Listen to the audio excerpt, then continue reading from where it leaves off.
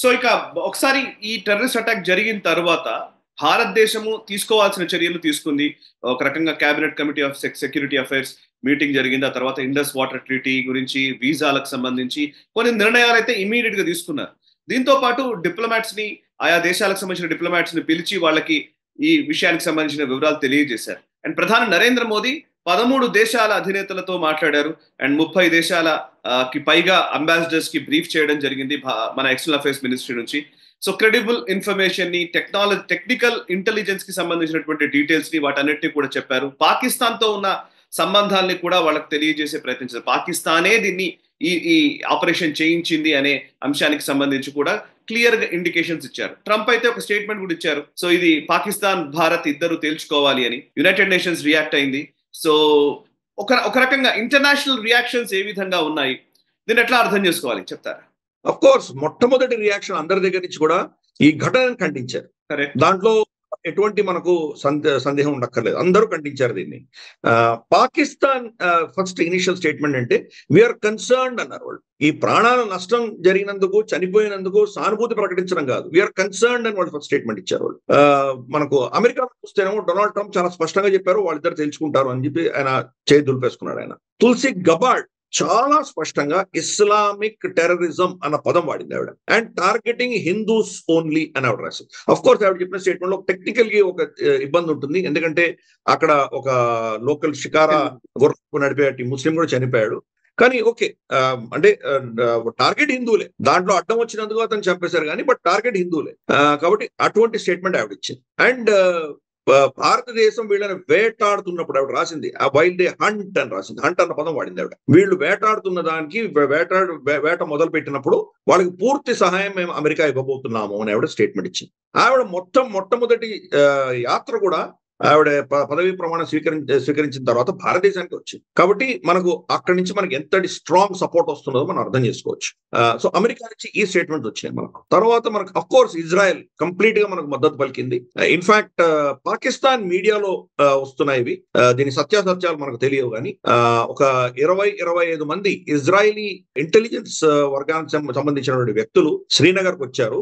చాలా ఎక్విప్మెంట్ తో వచ్చారు వాళ్ళు గాజాలో ఎటువంటి కార్యక్రమం చేశారో దానికి సంబంధించినటువంటి ఎక్విప్మెంట్ ఎలా ట్రాక్ చేయాలి, దీన్ని ఎలా న్యూట్రలైజ్ చేయాలి, ఐరన్ డోమ్ లాంటివి టెక్నాలజీస్ కావచ్చు, లేదా ఇంటెలిజెన్స్ సంబంధించినటువంటివి వాళ్ళ అనుభవం భారతదేశానికి ఇచ్చే దిశగా వీళ్ళు శ్రీనగర్కి వచ్చారు అని చెప్పేసి వాళ్ళ వర్గాలు చెప్తున్నాయి. బహుశా దాంట్లో సత్యం లేకపోలేదు. తప్పకుండా మనం ఇజ్రాయెల్ తోటి కోఆర్డినేట్ చేస్తున్నాము, కానీ ఇజ్రాయెల్ వాళ్ళ యుద్ధం వాళ్ళు ప్రస్తుతానికి బిజీగా ఉన్నారు కాబట్టి డైరెక్ట్ గా మనతో వచ్చి వాళ్ళు పార్టిసిపేట్ చేయకపోవచ్చు. కొంత మనకి ఏదైనా టెక్నికల్ నోహౌ లాంటివి, కొంత అడిషనల్ ఇన్పుట్స్ మనకి ఇచ్చేటువంటి ప్రయత్నం మన ఇజ్రాయెల్ తప్పకుండా చేస్తుంది మనకు.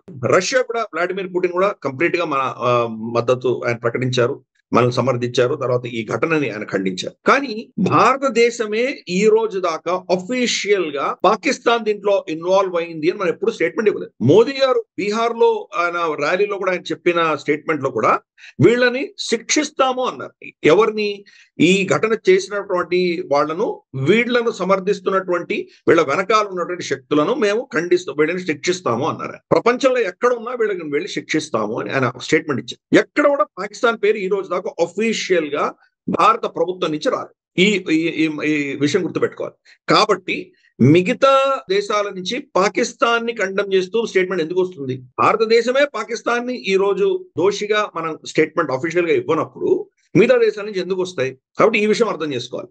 అందుకని ఇందాక నువ్వు చెప్పినట్టు మనం వాళ్ళ అంబాసిడర్స్ కావచ్చు, వాళ్ళ దేశాధినేతలు కావచ్చు, మోదీ గారు, అజిత్ దోవల్ గారు, తర్వాత మన జయశంకర్ గారు, మన ఇతరత్ర మన అంబాసిడర్స్, వీళ్ళందరూ కూడా అన్ని దేశాలతో మనం రీచ్ అవుట్ అవుతున్నాం. ఇప్పటి వరకు రమారమి 70-75 దేశాలతో మనం కాంటాక్ట్ చేసాం. అందరినీ కాంటాక్ట్, ఇంక్లూడింగ్ చైనాతో సహా అందరినీ కాంటాక్ట్ చేసాం. సో చాలా మందికి మనం చెప్పాల్సింది చెప్పాము. మనకు ఉన్నటువంటి మనకి దేని ఆధారంగా పాకిస్తాన్ ఈరోజు దోషిగా మనం అనుకుంటున్నామో అది వాళ్ళతో షేర్ చేశాం. కానీ ఈ ఘటన చేసినటువంటి వ్యక్తులు ఈ రోజు దాకా దొరకలేదు కాబట్టి డైరెక్ట్ గా పాకిస్తాన్ ని బ్లేమ్ చేయడం అన్నది మనకు అది ఒక టెక్నికల్ ఇష్యూ అవుతుంది ప్రపంచవ్యాప్తంగా. అందుకనే మనం పాకిస్తాన్ ని డైరెక్ట్ గా బ్లేమ్ చేయలేదు. కానీ స్పష్టంగా పాకిస్తాన్ లో కూర్చున్నటువంటి వ్యక్తులే దీన్ని మేమే చేశామని వాళ్ళు చెప్పుకున్నారు కాబట్టి ద రెసిస్టెన్స్ ఫోర్స్ TRF అన్నటువంటి సంస్థ, ఒక ఆర్గనైజేషన్, ఉగ్రవాద సంస్థ చెప్పింది కాబట్టి ఇది LETకి అనుసంధానమైన సంస్థ.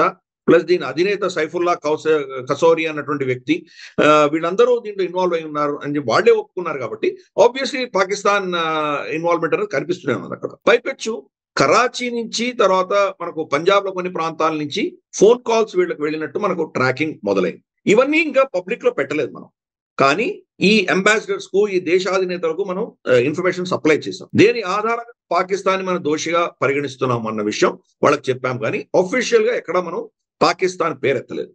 ఇది ఫస్ట్ థింగ్ అర్థం చేసుకోవాలి మనం. కానీ రియాక్షన్ మాత్రం మనం చేసిన రియాక్షన్ అంతా కూడా తప్పకుండా వీడే దోషి అన్న దిశగా మనం రియాక్ట్ చేసాం. మనం దీంట్లో మన యునైటెడ్ నేషన్స్ సెక్యూరిటీ కౌన్సిల్లో, భద్రతా మండలిలో భారతదేశానికి సమర్థిస్తూ ఈ ఉగ్రవాదానికి వ్యతిరేకంగా ఒక రెజల్యూషన్ పాస్ అయింది. 15 మంది, అంటే 5 పర్మనెంట్ రిప్రజెంటేటివ్స్, 10 రొటేషనల్ రిప్రజెంటేటివ్స్, 15 మంది కూడా దీంట్లో దీని ఓటింగ్ వేసి ఆ రెజల్యూషన్ ని వాళ్ళు ఆమోదించారు. ప్రతి నెల అక్కడ ఒక కొత్త దేశం దానికి సెక్యూరిటీ కౌన్సిల్ కి ప్రెసిడెంట్ గా ఉంటారు. ఈ నెల మనకు ఫ్రాన్స్ ప్రెసిడెన్సీలో ఉంది. ఫ్రాన్స్ ప్రెసిడెన్సీలో ఈ రెజల్యూషన్ అనేది మనం చూసాం. విడ్డూరం ఏంటంటే ఈ 15 మందిలో పాకిస్తాన్ కూడా ఉంది. అంటే పాకిస్తాన్ కూడా ఉగ్రవాదానికి వ్యతిరేకంగా వాళ్ళు కూడా మద్దతు పలకవలసినటువంటి పరిస్థితి. ఎందుకంటే దానికి వ్యతిరేకంగా వెళ్ళారంటే కనుక వాళ్ళు ఎక్స్పోజ్ అయిపోతారు. కాబట్టి వాళ్ళు టెక్స్ట్ చేసిందే పర్మనెంట్ 5 వాళ్ళు చేశారు కాబట్టి దాన్ని వీళ్ళు అపోజ్ చేయలేనటువంటి పరిస్థితి. దీంట్లో ఏమైనా అపోజ్ చేయడమో, దాని అమెండ్మెంట్స్ కి కోరడమో జరిగితే కానీ వాళ్ళు ఎక్స్పోజ్ అయిపోతారు.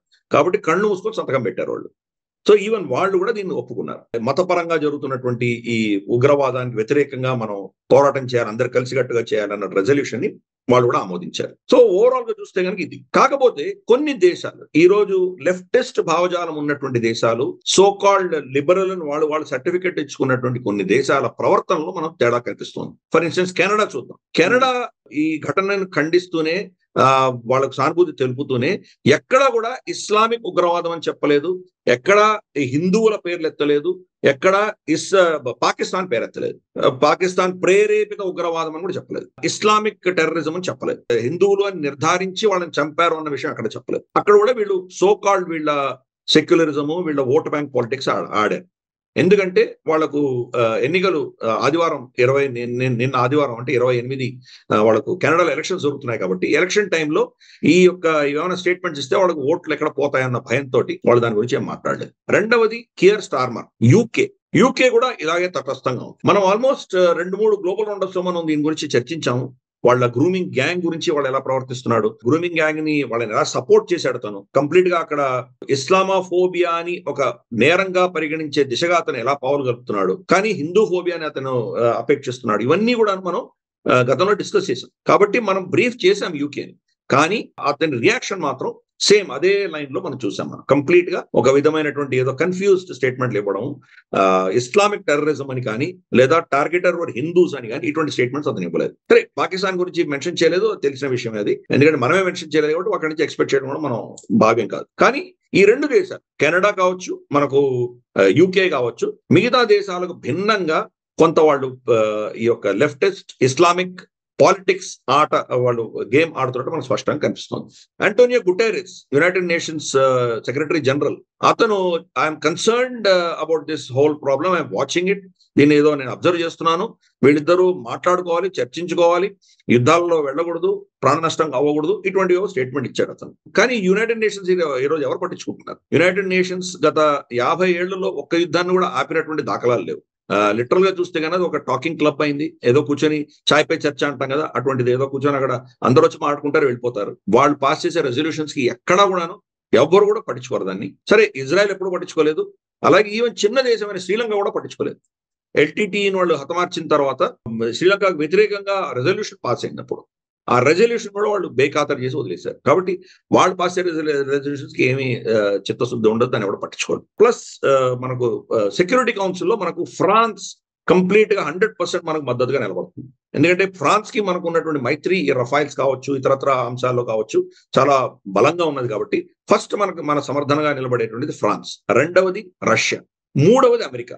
ఈ ముగ్గురు మనకు గ్యారంటీ. సరే, యూకే వస్తుందా రాదా మనం చెప్పలేము, వాళ్ళ భావజాలం ఎలా ఉంటుందో. జనరల్ గా యూఎస్ ఏదో ఓట్ చేస్తే వాళ్ళు అదే ఓట్ చేస్తారు. మనకు ఎదురుగా ఉండేది ఒక చైనా తప్ప ఇంకెవరు లేరు. కాబట్టి ఇది అక్కడ ఉన్నటువంటి పరిస్థితి. సో ఇంటర్నేషనల్ గా మనం యాక్షన్ తీసుకునే ముందర గ్రౌండ్ వర్క్ ప్రిపేర్ చేస్తున్నాం. జయశంకర్ గారు ఎక్కడా స్టేట్మెంట్స్ ఇవ్వట్లేదు. మనం కేర్ఫుల్ గా అబ్జర్వ్ చేసామంటే ఎక్కడ మాట్లాడలేదు. నేను అదే అనుకుంటాను యాక్చువల్లీ. అవును, అసలు ఇన్ని రోజుల నుంచి అసలు జయశంకర్ గారి స్టేట్మెంట్ రాలేదు అనేదే మేజర్ క్వశ్చన్ ఉండే.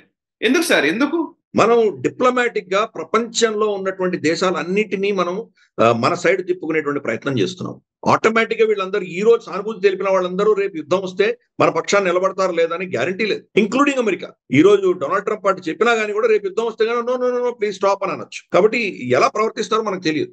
కాబట్టి మనం యాక్షన్ తీసుకునే ముందర డిప్లొమాటిక్ గా మనం ఏం చేయాలో అవన్నీ చేస్తున్నాం. మనకు చూస్తే కనుక ఈవెన్ మహాభారత యుద్ధం ముందర కూడా దుర్యోధనుడు, ఇక్కడ అర్జునుడు మొత్తం దేశమంతా తిరిగి ఒక డిప్లొమాటిక్ గ్రూపింగ్స్ చేశారు. 18 అక్షుణ్యులు పంచుకున్నారు. వాళ్ళు 11 అయితే వీళ్ళు 7 పంచుకున్నారు. ప్రతి దేశానికి వెళ్ళి అర్థించారు, మీరు వచ్చి మా పక్షాన యుద్ధం చేయండి. అదే పని మనం చేస్తున్నాం. ఇప్పుడు ఈ రోజు పాకిస్తాన్ ని ఏకాకిని చేస్తున్నాం, ఐసోలేట్ చేస్తున్నాం. పాకిస్తాన్ కి మిగిలిన సమర్థన ఎక్కడి నుంచి వస్తుంది?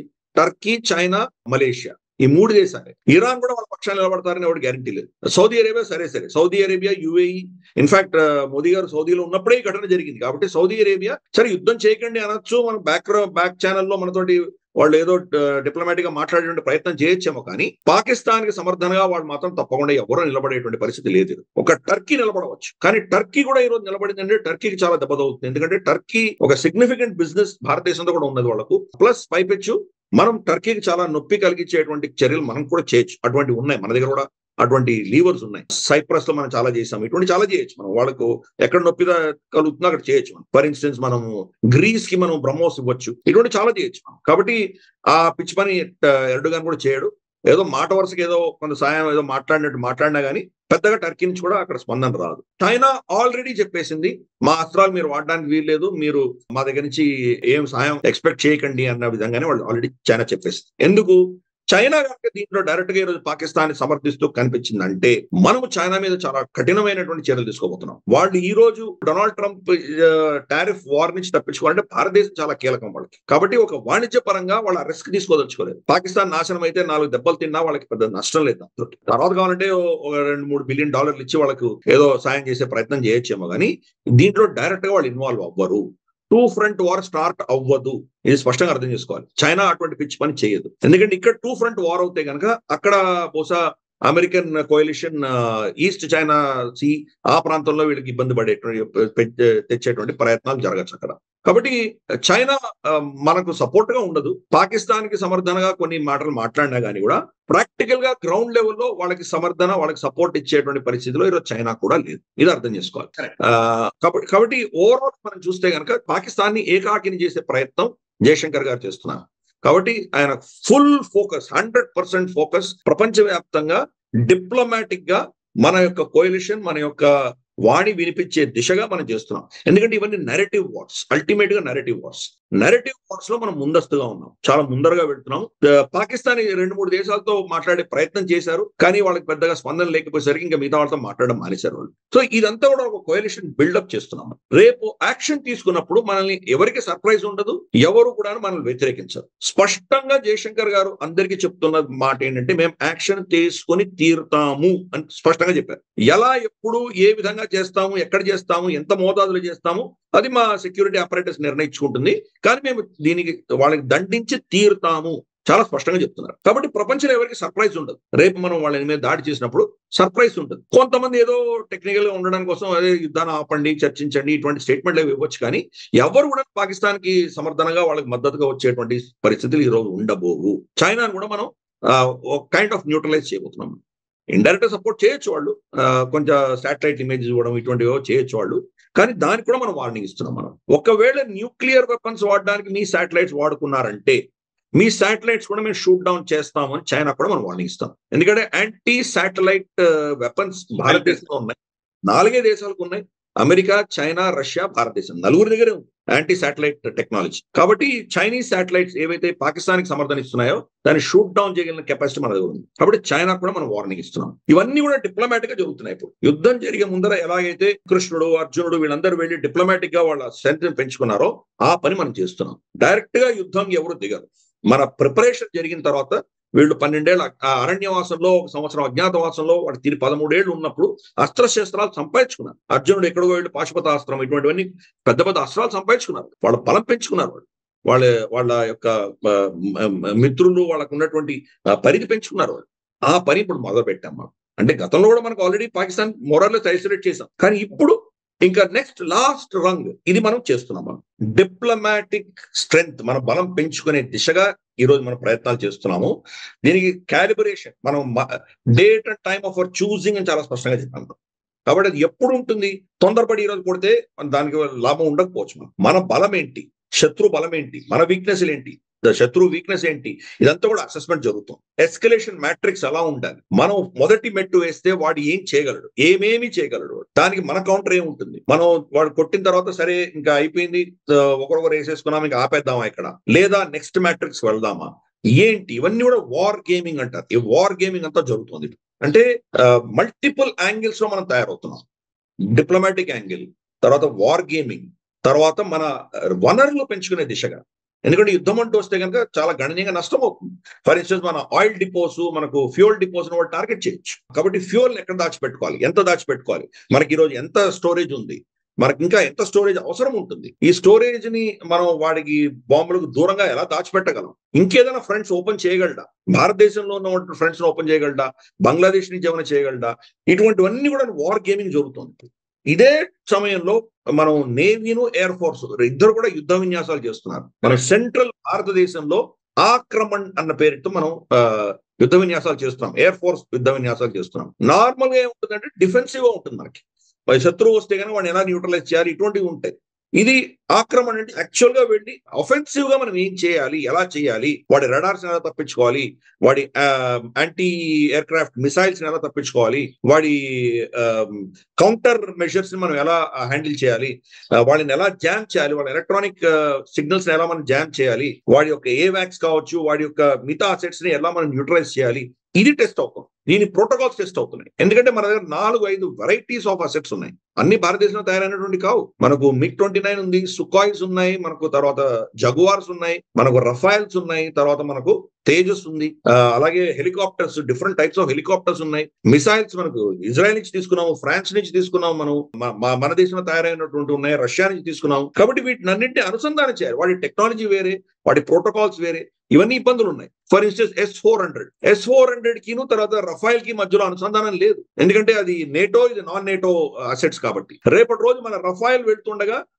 S-400 రఫైల్ ని షూట్ డౌన్ చేయొచ్చు కదా. కాబట్టి ఇవన్నీ ప్రోటోకాల్స్ అన్ని మనం స్టెబిలైజ్ చేసుకుంటున్నాం. ఇందాక నేను చెప్పాను డిప్లొమాటిక్ ఒకటి, దెన్ వార్ గేమింగ్ ఒకటి, దెన్ దాంట్లో ఎక్సర్సైజెస్ చేస్తున్నాం. అలాగే మన INS విక్రాంత్ ఈ రోజు అరేబియన్ సీలో వెళ్ళి, అంటే ఆల్మోస్ట్ పాకిస్తాన్ ని టార్గెట్ చేయగలిగినంత డిస్టెన్స్ లో మనం ఈ రోజు యుద్ధ విన్యాసాలు చేస్తున్నాం. అక్కడ INS విశాఖపట్నం, INS కలావరి, దీనికి సంబంధించినటువంటి డిస్ట్రాయర్స్, ఒక 5 డిస్ట్రాయర్స్ అక్కడికి వెళ్ళాయి. దీన్ని సమర్థిస్తూ, మన INS విక్రాంత్ ని సమర్థిస్తూ దాంట్లో బ్రహ్మోస్ పెట్టి పంపించాం. మనం అదే పనిగా బ్రహ్మోస్ టెస్ట్ చేస్తున్నాం. బ్రహ్మోస్ టెస్ట్ చేసిన వీడియోస్ రిలీజ్ చేస్తోంది ఇండియన్ నేవీ. ఇది చాలా సిగ్నిఫికెంట్. అంటే బ్రహ్మోస్ కి ఈ రోజు చైనా దగ్గర కూడా తిరుగులేదు, పాకిస్తాన్ దగ్గర ఇంకా మర్చిపోవచ్చు మనం. ఎందుకంటే పొరపాటున ఫైర్ చేసిన బ్రహ్మోస్ మిసైల్ నే వాడు 125 కిలోమీటర్లు వాళ్ళ దేశంలో వెళ్తే కానీ వాళ్ళు దేని ఆపలేకపోయారు, కనుక్కోలేకపోయారు, ఏం చేయలేకపోయారు. కాబట్టి బ్రహ్మోస్ అనేది ఫస్ట్ టార్గెట్ కాబోతోంది. సో ఇవన్నీ యుద్ధమైన అసలు జరుగుతున్నాయి. ఒక మాక్ డ్రిల్ లాంటిది జరుగుతుంది. సో మనం అర్థం చేసుకోవచ్చు, తొందరపడి మనం ఏమి చేయకూడదు. ఇందిరాగాంధీ గారు కూడా బంగ్లాదేశ్ మీద దాడి చేయమని, అప్పుడు ఈస్ట్ పాకిస్తాన్ మీద దాడి చేయమని శామ్ మనెక్షాక్ చెప్తే, ఏప్రిల్ మేలో చెప్తే, ఆయన నేను ఇప్పుడు యుద్ధం చేయను అన్నాడు. లేదు వెళ్ళిపోతాను అన్నాడు ఆయన. నేను దానికి సిద్ధంగా లేను, నాకు తయారీకి 5-6 నెలలు కావాలి, తర్వాత నేను చేస్తాను అన్నాడు ఆయన. కాబట్టి ఏప్రిల్ మే నుంచి డిసెంబర్ వరకు ఆయన తయారీలో ఉన్నాడు. మనం ఈ ప్రస్తుతానికి ఆ ఫేజ్ లో ఉన్నాం. మన తయారీలో ఉన్నాము. ప్లస్ పాకిస్తాన్ ఎలా ఎక్కడెక్కడ దెబ్బ కొట్టాలి, ఈ ఇంటర్నేషనల్ వాళ్ళని ఎలా మనం ఐసోలేట్ చేయాలి, ఈ దృష్ట్యా మనం ప్లానింగ్ చేస్తున్నాం ఈరోజు. కాబట్టి వచ్చేటువంటి దెబ్బ ఒకటి పెద్ద దెబ్బ ఉండబోతుంది. 2 దాన్ని ఎస్కలేట్ చేయడానికి కూడా మనం కంప్లీట్ దాని యొక్క ప్లానింగ్ అంతా ఈరోజు చేస్తున్నాం. ఇది మనం. ఈ వీడియో మీకు నచ్చినట్టయితే లైక్ చేయండి, 10 మందికి షేర్ చేయండి. అలాగే కామెంట్ల రూపంలో మీ అభిప్రాయాలను మాతో పంచుకోండి. Nationalist hub group of channels ను సబ్స్క్రైబ్ చేసుకుని తెలుగునాట జాతీయవాద జర్నలిజాన్ని ప్రోత్సహించండి. ఈ వీడియో కింద ఉన్న బెల్ ఐకాన్ పై క్లిక్ చేయడం మర్చిపోవద్దు.